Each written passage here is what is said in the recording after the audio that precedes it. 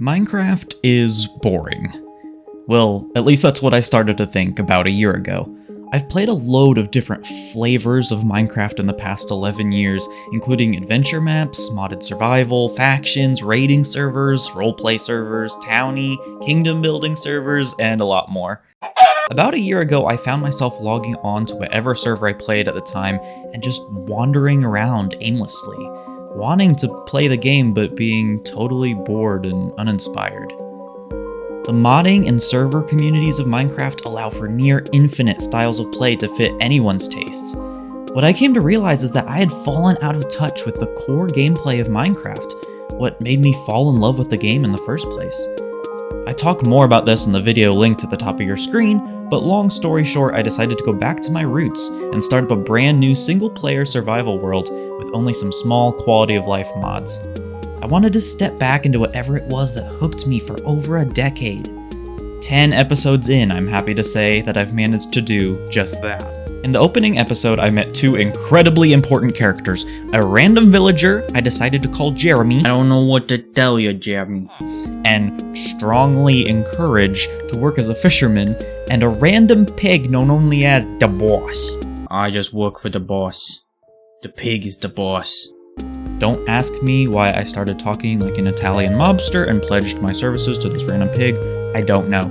I only know that I am but a humble goon. I built our new friend Jeremy a small but cozy fishing hut and decided to call it a day.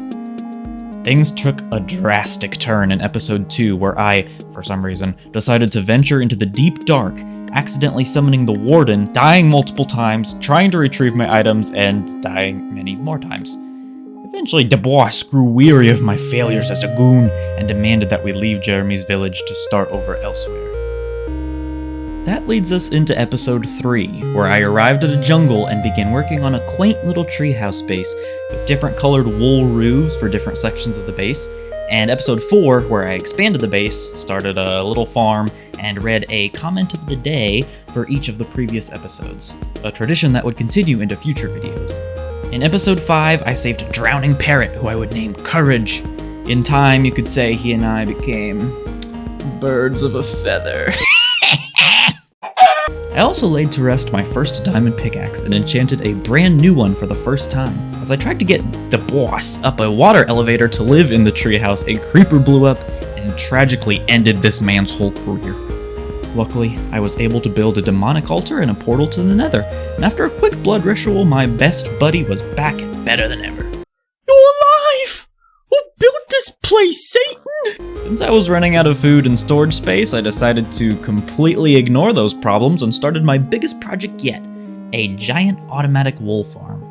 While this may sound super simple since there's no end to easy designs and tutorials online, part of the charm of this series is that I don't allow myself to use any outside guides except what I can scour from the wiki.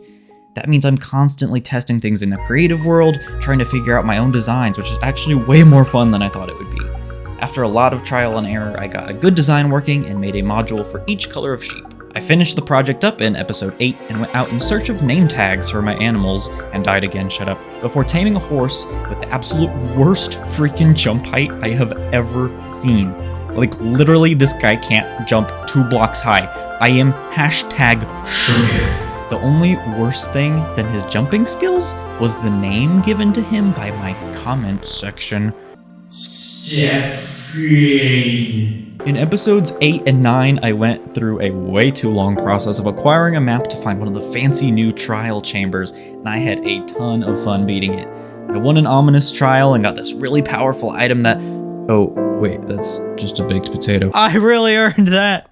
Woo! Episode 10 brought about a much-needed redesign to my struggling farm, which now looks beautiful, by the way, as well as some touch-ups to the tree I used to get up and down my treehouse. And that brings us up to date on the series that helped me fall back in love with Minecraft. I'm so excited to keep playing and getting into parts of the game I've never really messed with much, like redstone and expanding my extremely limited building skills.